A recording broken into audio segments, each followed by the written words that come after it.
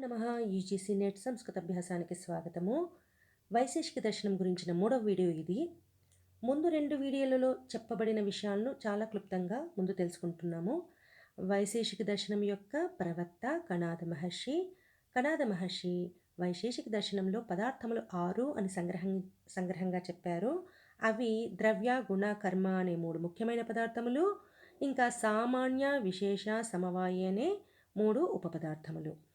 ఈ పదార్థముల యొక్క సాధర్మ్య వైధర్మ్యములను విచారించటం వల్ల, అంటే ఈ షట్ పదార్థముల యొక్క సమాన ధర్మములను మరియు విశేష ధర్మములను విచారించటం వల్ల, తెలుసుకోవటం వల్ల బ్రహ్మతత్వజ్ఞానమును పొంది మిథ్యాజ్ఞానం దూరమయ్యి మోక్షం సిద్ధిస్తుంది అనేది వైశేషిక శాస్త్రం యొక్క ఉద్దేశము. వీటిలో ద్రవ్యములు 9 అని చెప్పబడడం జరిగింది. పృథివీ, ఆపహ, తేజ అనేవేమో 3 ద్రవ్యములు అనిత్యములు.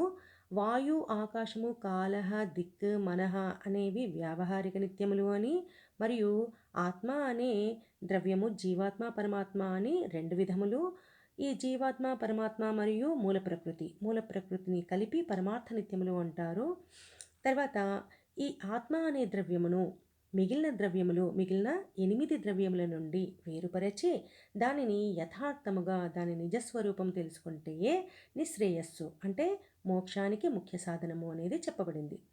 పృథివీ ఆదులకు మూల కారణమైన దానినే మూల ప్రకృతి లేదా ప్రధానము, అవికృతి, ఇలా ఈ విధంగా సాంఖ్య, యోగ, వేదాంత దర్శనకారులు నిర్దేశిస్తే ఆ మూల కారణాన్ని పరమాణు అనే పేరుతో న్యాయ, వైశేషిక, మీమాంసాకారులు నిర్దేశించారు.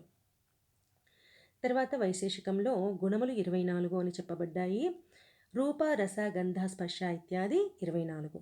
వీటిని మరలా విశేష గుణములు అని, సామాన్య గుణములు అని కూడా విభజన చేయడం జరిగింది.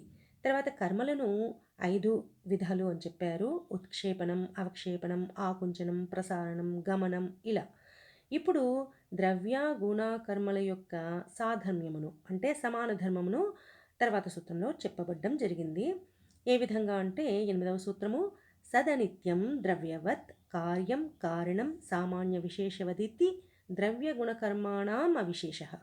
సదనిత్యం ద్రవ్యవత్ కార్యం కారణం సామాన్య విశేషవత్ ఇది ద్రవ్య గుణకర్మణం అవిశేష. అంటే పదార్థములు ముఖ్యంగా 3 రకాలు. అవి 2 రకాలు, క్షమ్యతాం 2 రకాలు పదార్థములు: సత్పదార్థములు, అసత్పదార్థములు అని. సత్పదార్థములు అంటే అస్తిత్వం కలవి, అవి ద్రవ్య గుణకర్మలు. అసత్పదార్థములు అంటే అస్తిత్వం లేనివి, సామాన్య విశేష సమవాయులు.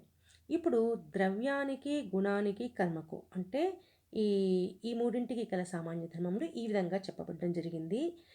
మొత్తం 6 చెప్పబడడం జరిగింది. అవి మొదటిది సత్, అంటే అస్తిత్వం ఉంటుంది. ద్రవ్యానికి అస్తిత్వం ఉంటుంది, గుణానికి అస్తిత్వం ఉంటుంది, కర్మకు కూడా అస్తిత్వం ఉంటుంది.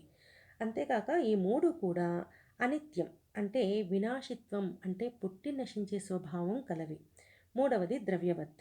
ఈ మూడింటికి కూడా ద్రవ్యం సమవాయ కారణంగా ఉంటుంది. అంటే ద్రవ్యానికి ద్రవ్యం సమవాయ కారణము, గుణానికి కూడా ద్రవ్యం సమవాయ కారణము, కర్మకు కూడా ద్రవ్యం సమవాయ కారణం. అంటే మూడింటికి కూడా ద్రవ్యమే సమవాయ కారణంగా ఉండటం అనేది ఒక సామాన్య ధర్మం. తర్వాత కార్యం అనేది కూడా ఒక సమాన ధర్మం. కార్యం అంటే పుట్టే స్వభావం, అంటే ఉత్పత్తిమత్వం. తర్వాత 5వది కారణం, అంటే కార్యజనకత్వం, కార్యమును పుట్టించే స్వభావము మూడింటికి ఉంది. 6వది సామాన్య విశేషవత్, అంటే ద్రవ్యత్వాది సామాన్యము, తర్వాత ఘటత్వాది విశేషము కలిగి ఉండే స్వభావము. ఈ 6 కూడా ద్రవ్యానికి, గుణానికి, కర్మకు గల సమాన ధర్మములు. తర్వాత సూత్రంలో ద్రవ్యానికి, గుణానికి ఈ రెండింటికి ఉన్న సమాన ధర్మం చెప్పబడింది. ద్రవ్య గుణయో సజాతీయ ఆరంభకత్వం సాధర్మ్యం. ద్రవ్య గుణయో సజాతీయ ఆరంభకత్వం సాధర్మ్యం అంటే ద్రవ్యానికి, గుణానికి రెండింటికి ఉన్న సమాన ధర్మం ఏంటంటే, ద్రవ్యములు తమకు సమాన జాతీయములకు ద్రవ్యములను, గుణములేమో తమకు సమాన జాతీయములకు గుణములను ఉత్పాదిస్తాయి, పుట్టిస్తాయి. ఈ సూత్రాన్నే తర్వాత సూత్రంతో ఇంకా స్పష్టం చేయడం జరిగింది. ద్రవ్యాన్ని ద్రవ్యాంతరం ఆరభంతే, గుణాశ్చ గుణాంతరం, అంటే గుణాంతరం ఆరభంతే. ద్రవ్యములలో అనిత్యములైన పృథివీ పృథ్వ్యంతరమును, జలము జలాంతరమును, అగ్ని అగ్న్యంతరమును ప్రారంభిస్తాయి.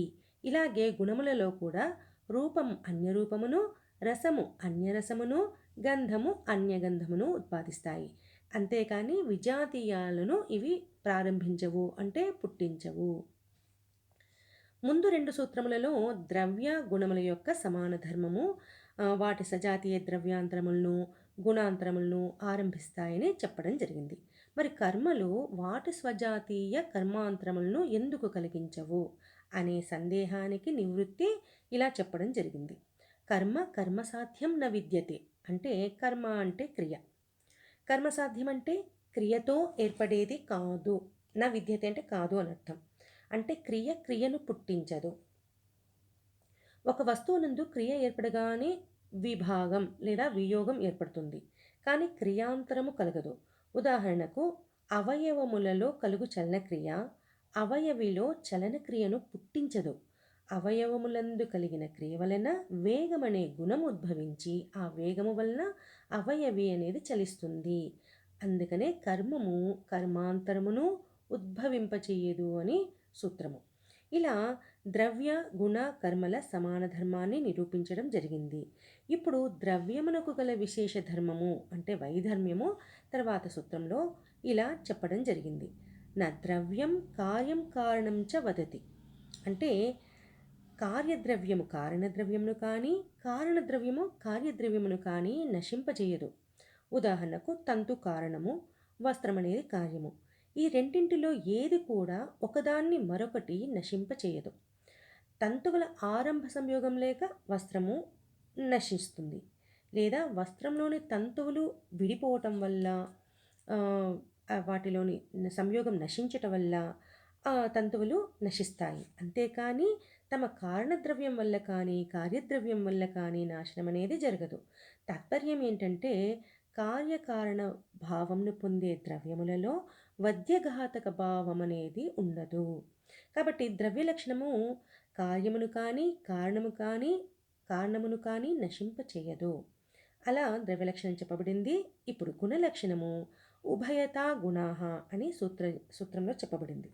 ఉభయతా గుణాహ అంటే కార్యరూపీ గుణము కారణరూపీ గుణమును, కారణరూపీ గుణము కార్యరూపీ గుణమును నశింపచేస్తుంది. ఉదాహరణగా శబ్దము. ఇందులో ఉత్తరోత్తర కార్యభూతములకు శబ్దములు అంటే తర్వాత పుట్టిన శబ్దము వాటిని ఉత్పాదించిన పూర్వకారణభూతమగు శబ్దాన్ని నశింపచేస్తాయి. ఇంకా ఏదైతే అంత్య శబ్దం ఉందో దాని నాశకం ఏమవుతుంది అంటే దాని ఉపాంత్య అంటే అంత్య శబ్దమునకు ముందు ఉండే శబ్దము అవుతుంది. అర్థం ఏంటంటే శబ్దోత్పత్తి యొక్క పరంపరలో ఏదైతే అంతిమ శబ్దం ఉందో అది దానికి ముందున్న శబ్దాన్ని నశింపచేస్తుంది. ఇంకా ఆ అంత్య శబ్దం యొక్క నాశకము ఇంకా తర్వాత వేరే శబ్దం లేనందున దానికి ముందున్న ఉపాంత్య శబ్దమే దాని నాశకం అవుతుంది అని అర్థం.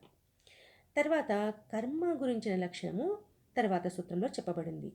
ఏమని అంటే కార్యవిరోధి కర్మ. కార్యవిరోధి కర్మ అంటే కార్యవిరోధి యస్య తత్ కార్యవిరోధి. కర్మ అంటే కార్యమును పుట్టించి కార్యమును అంటే కార్యం అంటే తన వలన పుట్టిన ఉత్తర సంయోగము మొదలైన వాటిని నశింపజేసే స్వభావం దేనికి ఉందో అదే కర్మ. కర్మ అంటే కార్యమును నశింపజేసే స్వభావం దేనికి ఉందో అదే కర్మ. అందుకే దాన్ని కార్యవిరోధి అన్నారు. కర్మను కార్యవిరోధి అన్నారు. అంటే ఒక వస్తువు స్థిరంగా ఉంది, అందులో ఒక క్రియ జరగగానే అది ఉన్న ప్రదేశం నుండి విడిపడుతుంది. దీన్నే పూర్వదేశ విభాగము అన్నారు. మరియు కొత్త ప్రదేశంతో దానికి సంయోగం జరుగుతుంది. దాన్నే ఉత్తర దేశ సంయోగం అంటారు.